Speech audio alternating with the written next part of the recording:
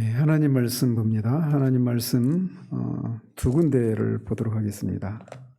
다 신약성경인데 먼저 신약성경 마가복음 8장 31절에서 35절까지 먼저 보도록 하겠습니다. 마가복음 8장 31절에서 35절까지입니다. 마가복음 8장 31절에서 35절까지 같이 읽겠습니다. 인자가 많은 고난을 받고 장로들과 대제사장들과 서기관들에게 버림받아 죽임을 당하고 사흘 만에 살아나야 할 것을 비로소 그들에게 가르치시되 드러내놓고 이 말씀을 하시니 베드로가 예수를 붙들고 항변하매 예수께서 돌이키사 제자들을 보시며 베드로를 꾸짖어 이르시되 사탄아 내 뒤로 물러가라. 내가 하나님의 일을 생각하지 아니하고 도리어 사람의 일을 생각하는도다 하시고 무리와 제자들을 불러 이르시되 누구든지 나를 따라오려거든 자기를 부인하고 자기 십자가를 지고 나를 따를 것이니라. 누구든지 자기 목숨을 구원하고자 하면 잃을 것이요 누구든지 나와 복음을 위하여 자기 목숨을 잃으면 구원하리라. 아멘.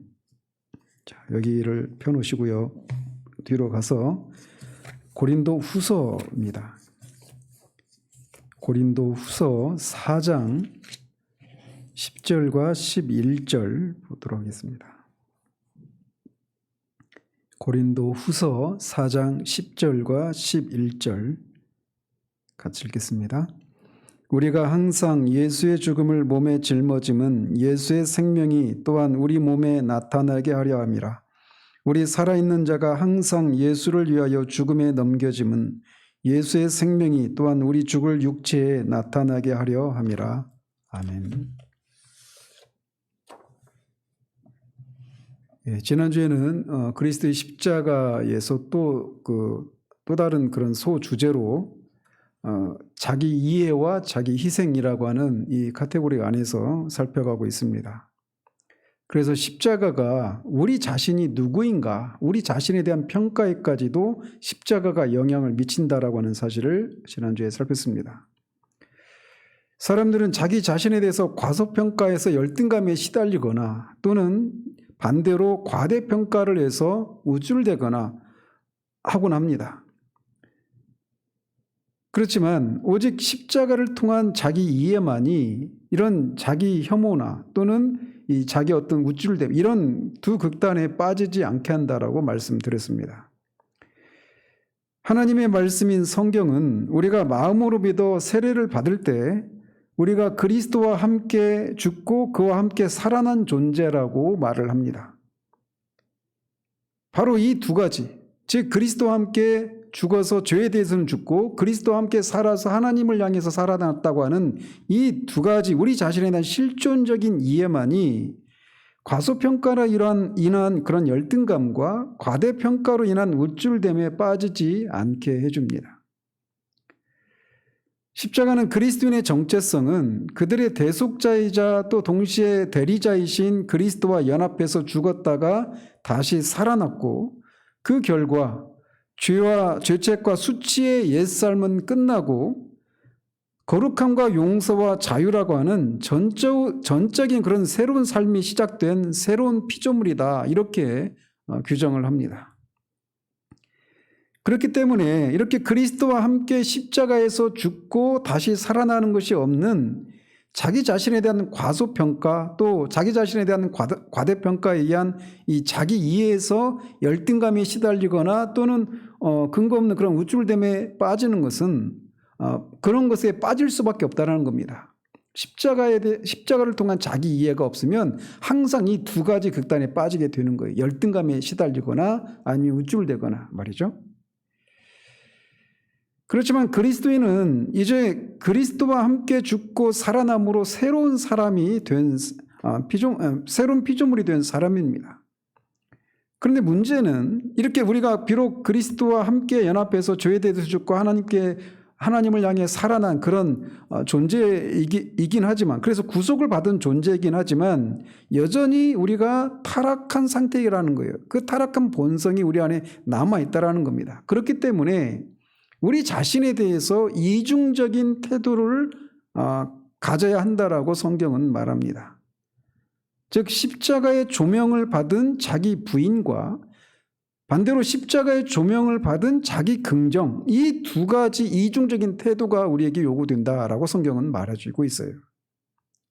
따라서 우리는 십자가와 상관이 없이 자기를 혐오하거나 또 반대로 십자가와 상관이 없이 자기를 높이고 우쭐대지 않고 바르게 이해하기 위해서는 십자가에서 우리가 누구인가, 십자가가 우리가 누구라고 말해주는가, 이런 이해가 있어야 된다는 겁니다.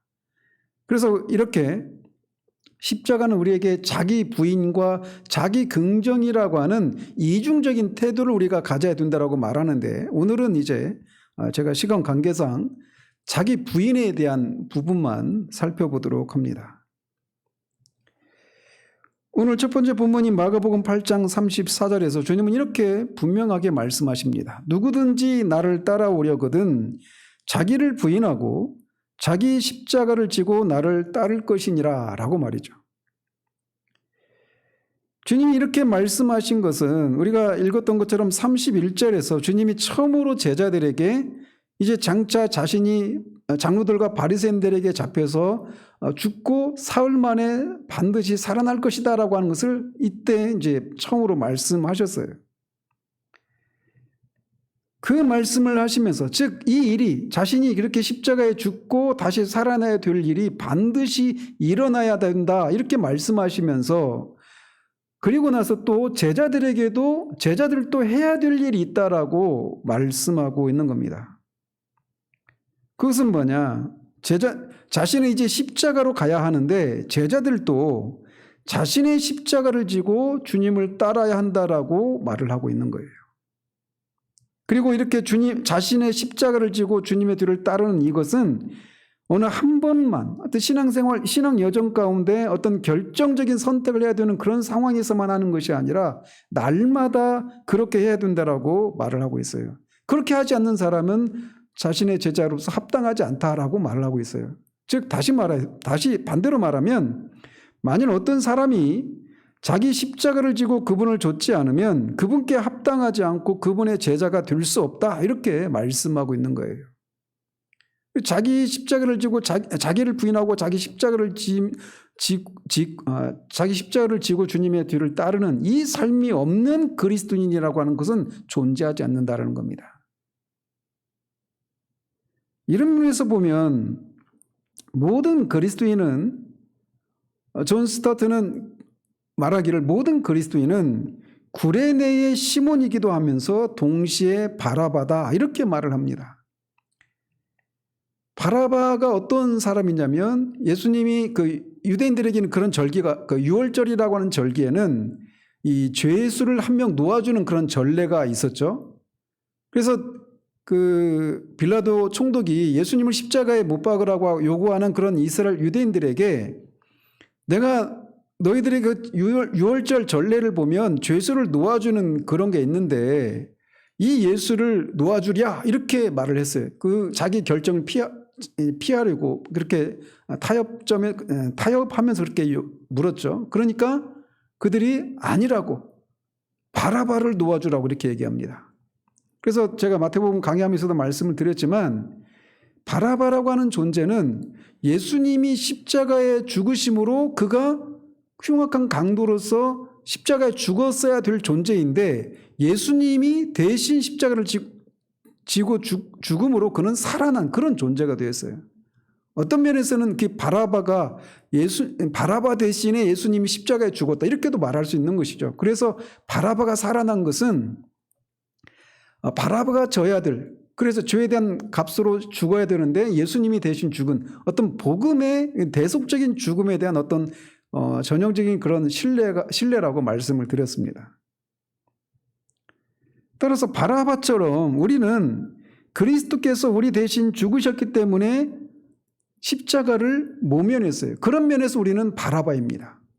그리스도인들은 그런 면에서 바라바라고 할 수 있어요. 그런데 또 동시에 주님이 십자가에 그렇게 겟세마네 동산에서 죽으실 때 그 십자가를 지고 가다가 쓰러지시니까 군인들이 마침 그 옆에 있었던 구레네 사람 시몬에게 주님이 지는 그 십자가를 지고 가라고 합니다. 그런 것처럼 구레네 시몬이 십자가를 지고 간다라고 한 이런 면에서 보면 우리가 구레네 시몬이다 이렇게도 말할 수 있는 것이죠. 그래서 그리스도께서 우리 대신 십자가를 지었기 때문에 우리가 십자가를 모면한다라고 하는 면에서는 바라바다 이렇게 말할 수 있고, 구레네 시몬이 십자가를 지고 간다라고 하는 그 측면에서만 본다면 우리도 여전히 주님이 우리 십자가를 지고 가라라고 이렇게 요구받고 있는다라고 하는 면에서 우리는 또 동시에 구레네 시몬이다 이렇게도 말할 수 있다라는 것이죠. 로마의 그 모든 식민지에서는 십자가형은 흔히 볼 수 있는 그런 광경이었습니다. 그래서 이 당시 예수님 당시의 팔레스타인 지역도 여전히 예수님의 그 로마의 식민지 하에 있었기 때문에 여기서도 십자가형으로 사람을 처형하는 것은 흔히 볼 수 있는 일이었어요. 그리고 우리가 알다시피 십자가형을 언도받은 사람은 반드시 자기가 매달릴 그 십자가를 지고 가도록 했습니다. 그래서 온전한 그런 이 십자가를 지고 가든지 아니면 이 가로막대만 지고 가도록 그렇게 했단 말이죠. 그래서 1세기의 그리스의 철학자이자 정치가이자 작가인 이 플루타크는 사형 선고를 받은 모든 죄인은 등에 자기 십자가를 진다라고 기록으로 남겼습니다. 그래서 예수님도 사도 요한이 말하고 있는 것처럼 자기 십자가를 지시고 해골이라고 하는 곳에 나가셨다 이렇게 기록하고 있는 거예요.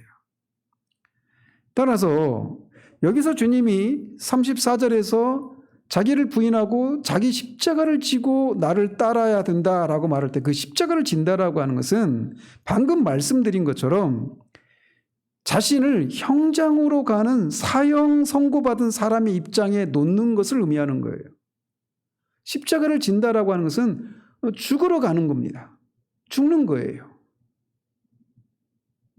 왜냐하면 만일 어깨에 십자가를 메고 그리스도를 따르고 있다라면 그 사람이 가는 곳은 그가 처형당할 그 장소로 가는 거예요. 다른 곳으로 가는 게 아닙니다. 그렇기 때문에 독일의 그 목사였던 본헤퍼가 이렇게 말을 합니다.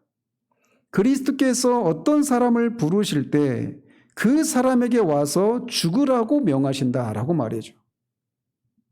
무서운 말이지만 틀리지 않는 말이죠. 주님이 우리 인생 가운데 들어오셔서 우리를 불러내실 때 우리는 그 한 측면만 생각하죠. 우리가 주 용서를 받고 영생의 선물을 받는, 구원받는 이 긍정적인 측면을 생각하기 쉬운데 주님이 우리를 부르실 때는 동시에 우리가 죽으라고 날마다 우리 십자가를 지고 죽는 삶을 살아야 된다라고 우리를 부르시는 그런 측면도 있는 거예요. 오늘날 이런 것들이 굉장히 약화되어 있죠. 거의 얘기하지 않죠. 따라서 그리스도께서 어떤 사람을 그렇기 때문에 우리가 흔히 그런 얘기하잖아요. 우리가 십자가를 진다.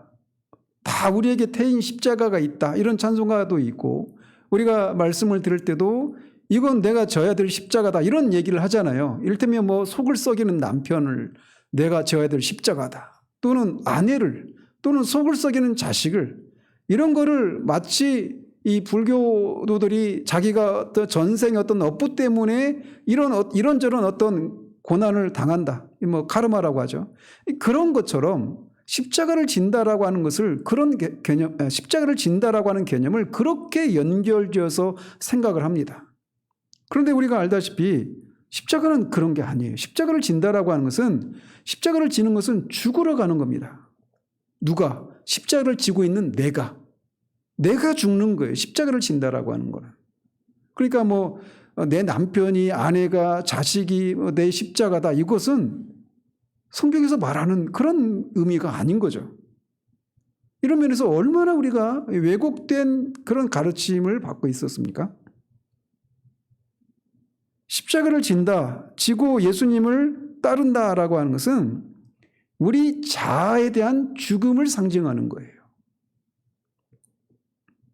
그런데 이것을 누가 해야 된다라고 말을 합니까?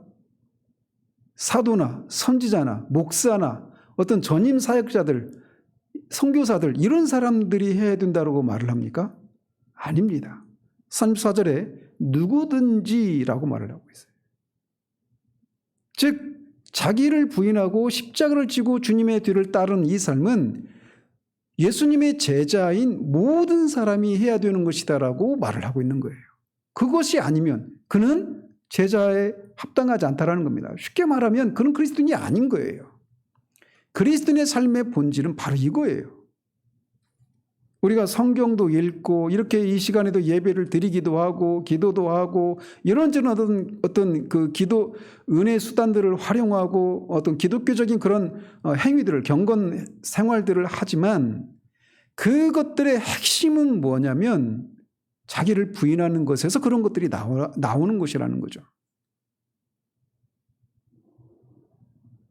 이렇게 사형수가 십자가에 달려서 사형될 사형수가 자기가 달릴 그 십자가를 지고 간다라고 하는 것을 이렇게 십자가를 지고 간다라고 하는 이 십자가를 통해서 이렇게 묘사하고 있는 것은 결국 예수님이 말씀하고 있는 것은 자기를 부인하는 거예요. 자기를 부인하는 거. 그래서 우리 자신을 부인한다라고 하는 것은 마치 베드로가 그 예수님을 3번 모른다라고 부인했던 것과 같은 겁니다. 베드로가 예수님과의 관계를 3번 부인하죠. 그리고 예수님을 거부하고 그분에게 등을 돌린 거예요. 베드로가 3번 부인했다라고 하는 것은 바로 그런 의미입니다. 그런 것처럼 자기를 부인한다라고 하는 것은 베드로가 예수님과의 관계를 부인하고 그에게 등을 돌리고 그를 거부하는 것처럼 우리가 우리 자신을 향해서 우리 자신과의 관계를 부인하고 우리 자신을 거부하고 우리를 등지는 거예요. 그게 바로 자기를 부인하는 겁니다. 그래서 베드로가 예수님을 부인했다. 또 여기서 자기를 부인하라라고 할 때 그 똑같은 동사가 사용되고 있어요.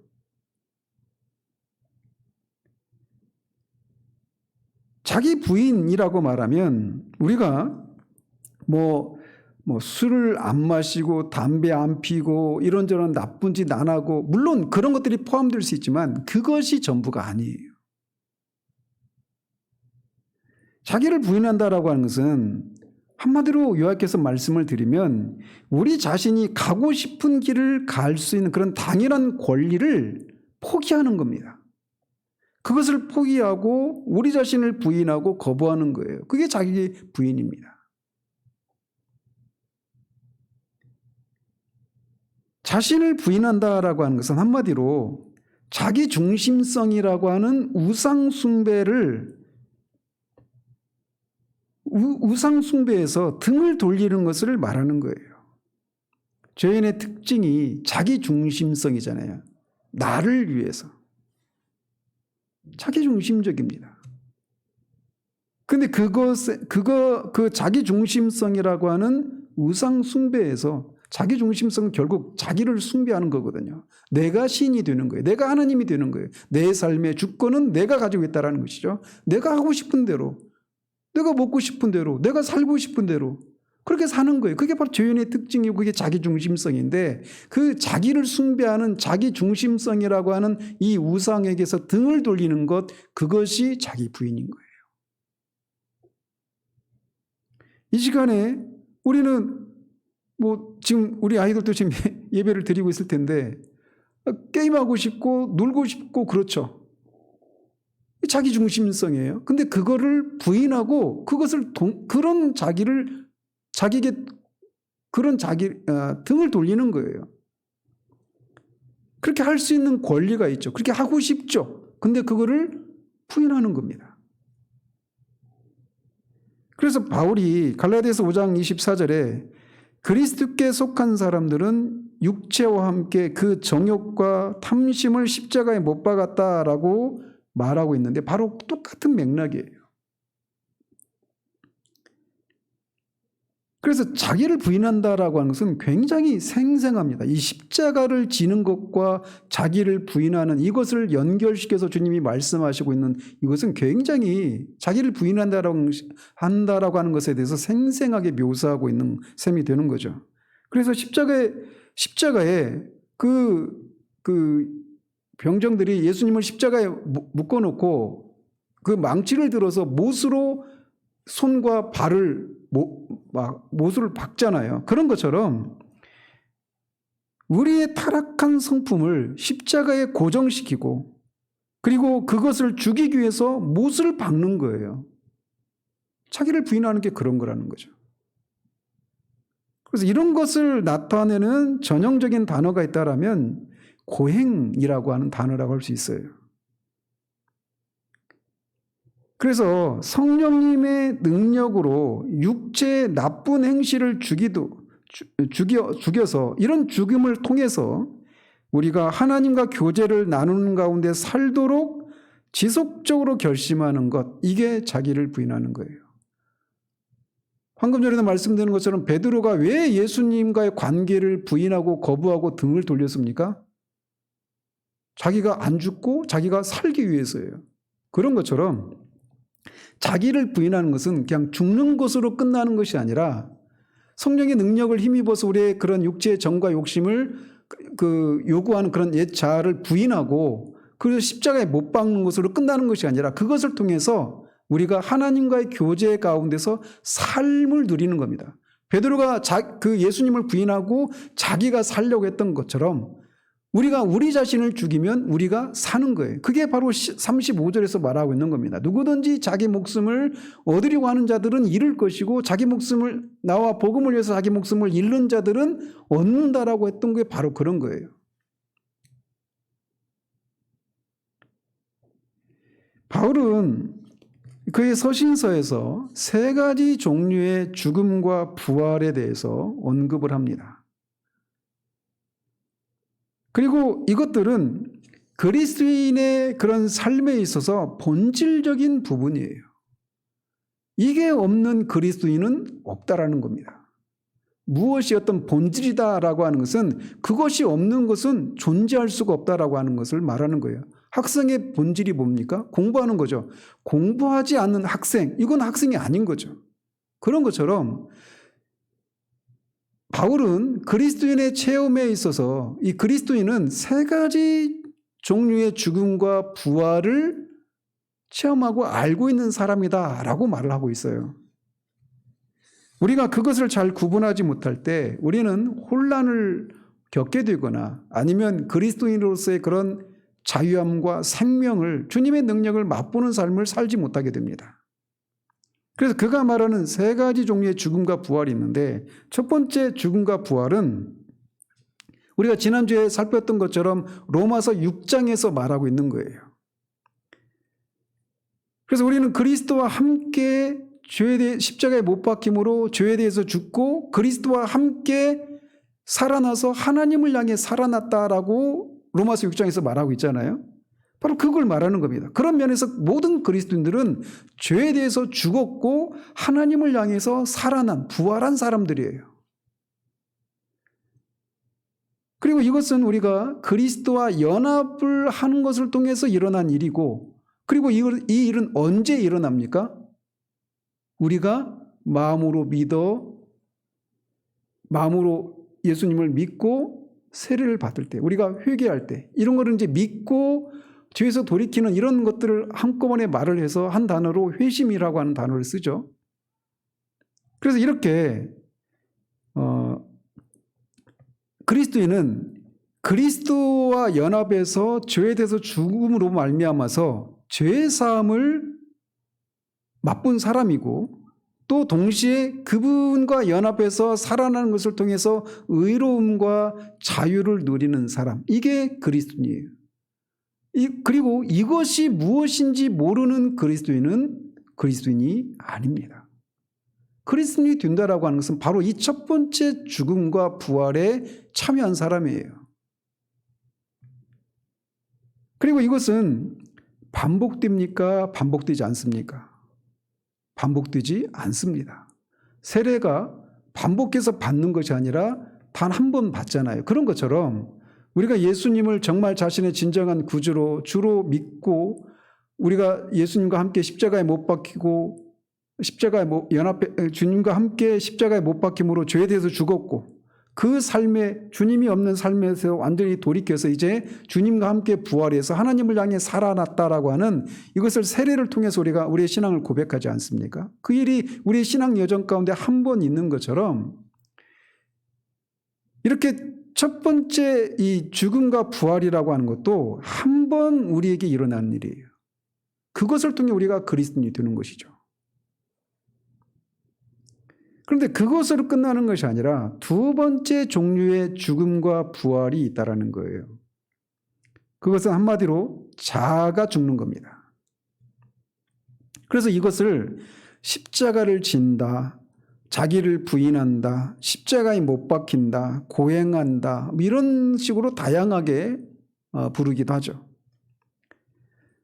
그 결과 우리에게 어떤 일이 일어나느냐? 우리가 이렇게 우리 자아에 대해서 죽게 되면 그냥 죽음으로 끝나는 것이 아니죠. 죽음은 항상 부활과 연결되어 있죠. 동시에 일어나는 일이에요.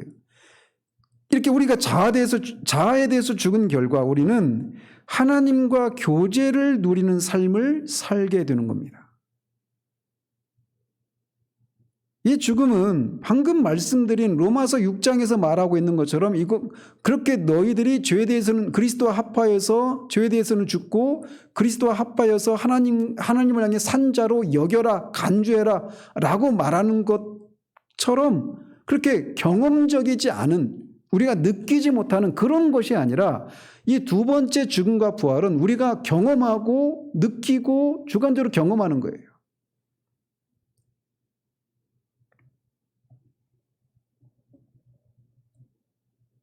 그래서 비록 우리가 성령의 능력에 의해서 우리의 옛 성품을 죽이고 의도적으로 행해야 되는 그 무엇인 거예요. 주로 그래서 이것은 도덕적인 영역과 관련된 겁니다. 더 쉽게 말하면 무엇인가 우리가 선택하는 것과 관련된 거예요. 우리 옛자는 우리 옛자가 이 타락한 본성인 옛자는 무엇인가 하나님과 반대되는 것들을 하고 싶어 하죠. 기도하고 싶지 않고 예배드리고 싶지 않고 하나님의 뜻대로 살고 싶지 않고 이게 다 타락한 본성이에요. 이게 자란 말이죠. 근데 그거를 부인하는 거예요. 성령의 능력을 힘입어서. 그렇게 되면 어떤 일이 일어나느냐? 하나님과의 교제를 누리는 데서 오는 자유함을 거기서 누리는 거예요. 그래서 이 두 번째 종류의 자아에 대한 죽음은 어떤 면에서는 그리스도인이 되는 순간 이미 우리가 이 자아의 죽음을 경험하는 것이기도 하죠. 왜 그래요? 우리가 예수님을 믿을 때 다 그런 고백을 하잖아요. 이제 더 이상 나를 위해서 살았던 그래서 죄악된 삶을 살고 하나님을 대적하고 하나님의 심판을 받아 마땅했던 그런 삶을 사는 데서 돌이키고 그런 나를 이제 죽이고 이제 내가 예수님 안에서 하나님을 위한 삶을 살기를 원합니다. 이렇게 하면서 그리스도인이 되는 거잖아요. 그렇기 때문에 이 자아를 부인하는 이 일은 그가 정말 그 진정한 그리스도인이라면 이미 한 번이라도 경험한 사람이에요. 그럴 수밖에 없죠.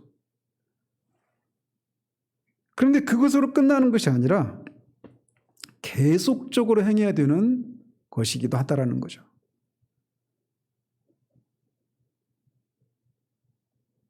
그래서 이것이 없이는 그리스도의 제자가 될 수 없다라고 말을 하는 겁니다. 그래서 우리는 계속해서 이렇게 날마다 십자가를 지고 자기를 죽이는 이런 삶을, 이런 태도를 유지해야 되는 거예요. 이런 면에서 모든 그리스도인들은 이 두 번째 죽음과 부활에 동참해야 하는 사람이기도 한 것이죠. 그리고 마지막으로 세 번째 종류의 죽음과 부활이 있는데 그건 뭐냐? 고린도 후서 4장 10절과 11절에서 말하고 있는 거예요. 즉 우리 몸에 예수 죽인 것을 짊어져서 그분의 생명이 우리 몸에 나타나도록 하는 것입니다. 우리가 항상 예수의 죽음을 몸에 짊어짐은 예수의 생명이 또한 우리 몸에 나타나게 하려 함이라. 우리 살아있는 자가 항상 예수를 위하여 죽음에 넘겨지면 예수의 생명이 또한 우리 죽을 육체에 나타나게 하려 함이라. 이렇게 말하는 겁니다. 그래서 이 죽음과 부활, 여기서 말하는 부활은 예수의 생명이 나타나는 것이 부활이라고 말하는 것이고, 우리의 육체를 죽음에 내어주는 거예요. 즉 이거를 다른 말로 말하면 사도가 다른 말에서 고린도전서 15장에서는 나는 날마다 죽노라 이렇게 말을 하게 됐고, 또 로마서 8장 36절에서도 우리가 종일 죽임을 당한다 이렇게 말을 하기도 했습니다.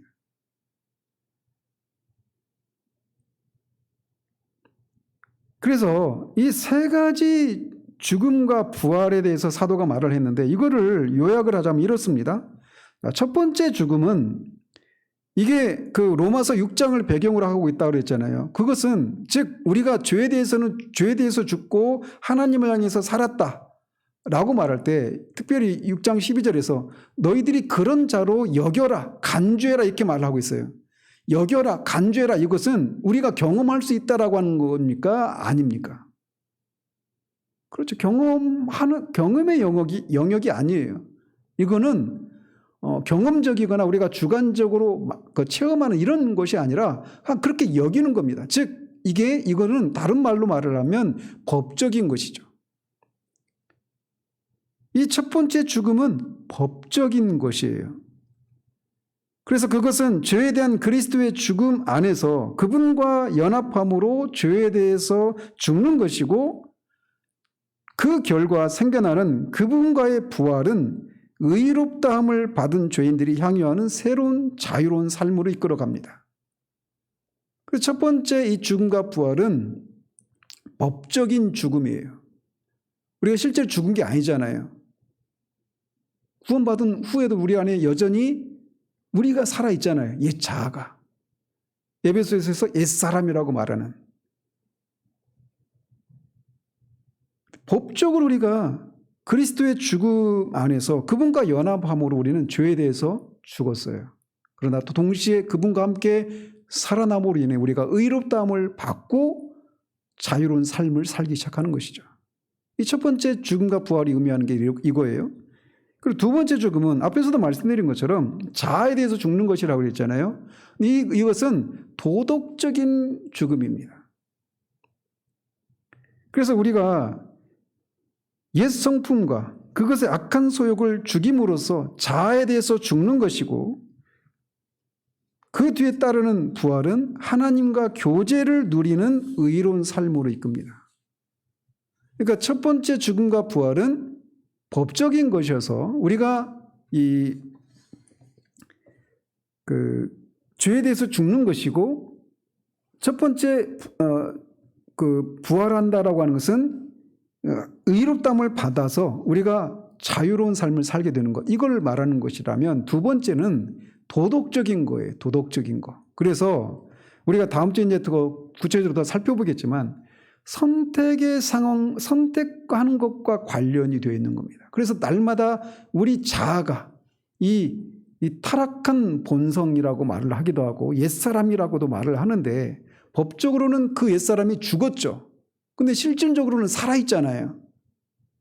그렇지. 이거를 우리가 이해하지 못하면, 우리 교인들은 계속 들었던 우리 교인들이 이제 헷갈리지 않으시겠지만, 여전히 나는 죄에 대해서 죽었다라고 성경이 말하고 나는 그렇게 믿고 있는데, 그래서 내가 하나님 앞에 죄의 사함을 받고 그 그리스도와 함께 살아나서 의롭다함을 받은 그런 구원받은 사람이라고, 죄에 대해서 죽었다라고 말하고 믿고 있는데, 실제로는 어때요? 로마서 7장에 있는 것처럼 네 안에서 펄펄 살아있는 그런 또 다른 나를 또 보잖아요.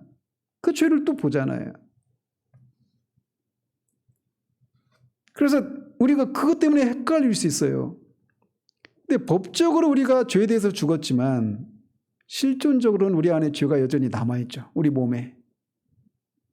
그 사실이 우리가 그리스도인이 아니라고 하는 증거가 아니란 말이에요.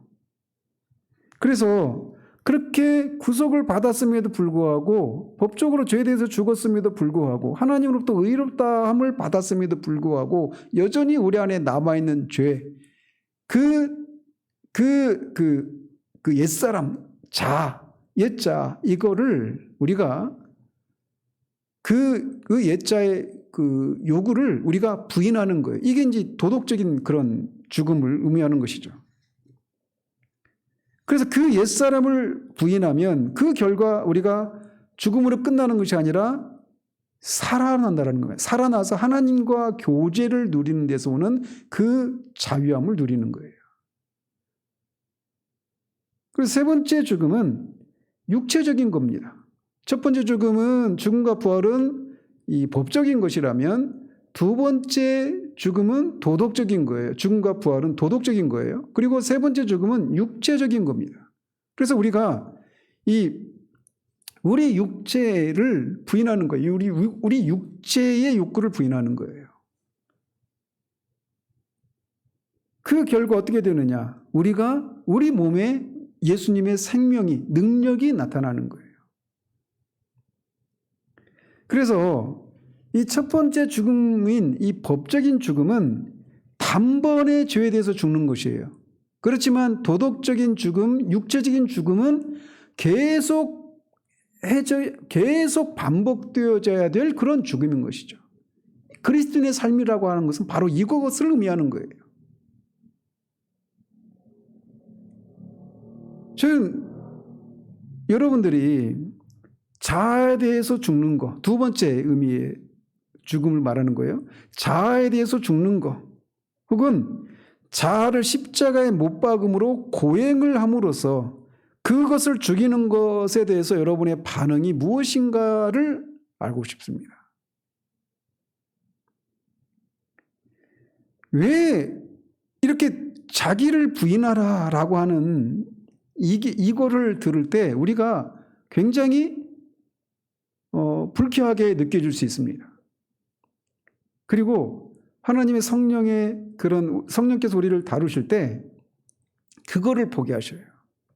여러분들이 신앙생활을 하는 가정 가운데 그런 것이 무엇인지를 모른다라면 여러분이 아직 신앙적으로 아주 미성숙한 그런 상태 가운데 있거나 신앙에 대해서 아주 피상적인 이해를 가지고 있을 뿐입니다. 어떤 면에서 그러냐면 뭘 말하려고 하는 거냐면 우리가 하나님을 섬기기 위한 그런 바른 동기로 행해진 것이라 하더라도 그것이 성령의 능력으로 말미암은 것이 아니라 우리 옛 자아를 원천으로 삼아서 하나님을 위해서 섬기려고 하는 그 모든 것들은 다 하나님이 받으실 수가 없는 겁니다. 그래서 바로 그거, 하나님을 위해서 위한 것, 선한 동기를 가지고 행해지는 것이라 하더라도 그것이 새로워진 그런 새로워진 나를 통해 성령의 능력을 힘입어 새로워진 내가 드려지는 것이 아니면 그것은 하나님이 받으시는 것이 아니에요. 그래서 우리가 때로는 그런 실패를 경험하는 겁니다. 하나님을 위해서 하려고 했는데 오히려 어떤 실패를 경험하거나 하나님이 그 섬김을 기뻐하시지 않는 것 같은 그런 어떤 낯섦을 경험하는 경우들이 있어요.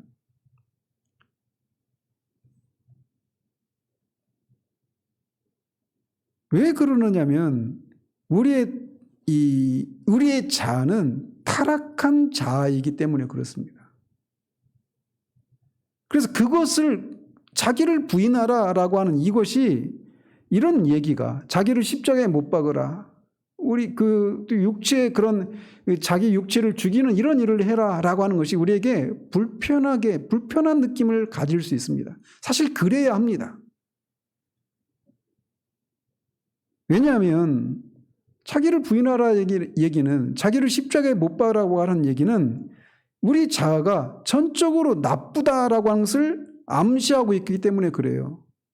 그리고 그것은 전부 부인되어야 하고 거부되어야 한다. 그렇기 때문에 십자가 못 박아야 된다. 이렇게 말하고 있기 때문에 이런 얘기가 우리에게는 불편하게 느낄 수 있어요. 마치 이런 거죠. 우리가 기껏 남편을, 아내를, 자식을 또는 부모를 향해서 뭔가 이렇게 그 상대방을 기쁘게 하기 위해서 뭔가를 했는데 그 받는 사람이 우리가 기껏 뭔가 그 상대방을 기쁘게 하려고 했던 그것을 받아주지 않을 때 느끼는 그 거절감, 그 불쾌함, 기분 나쁨, 이런 것과 비슷한 거죠.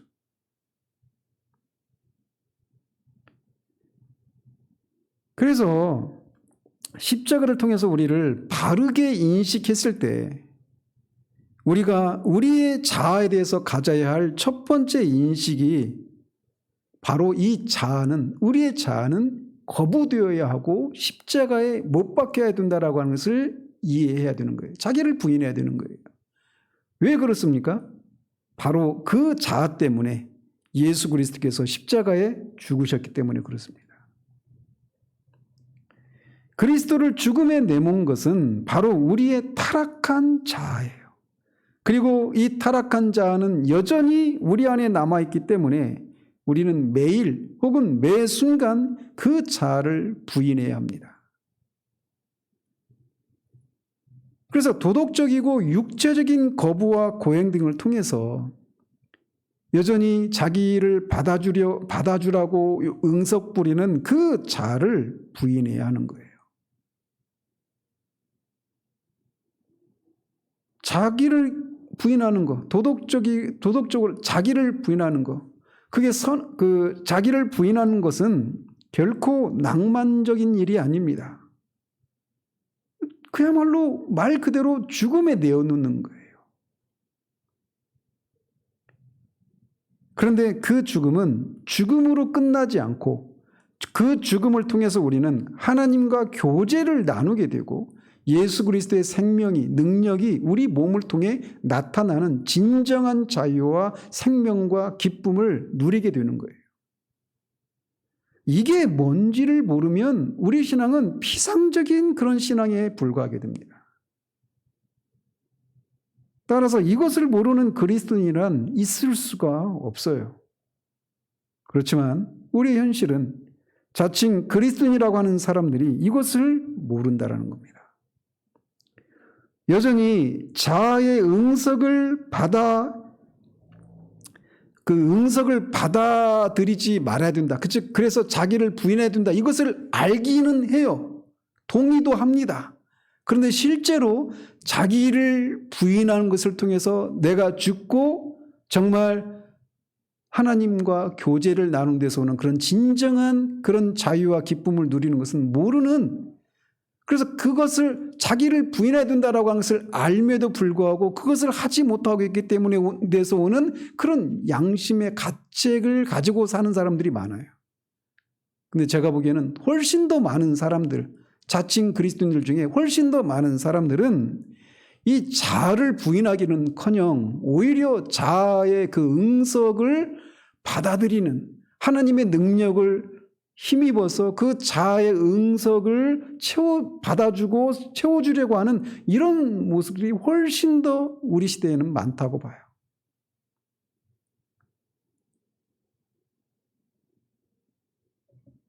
자아를 죽임으로, 부인함으로 하나님과의 교제 안에서 누리는 그런 생명과 자유를 누리지 못하는 사람들, 이런 사람들이 굉장히 많아요.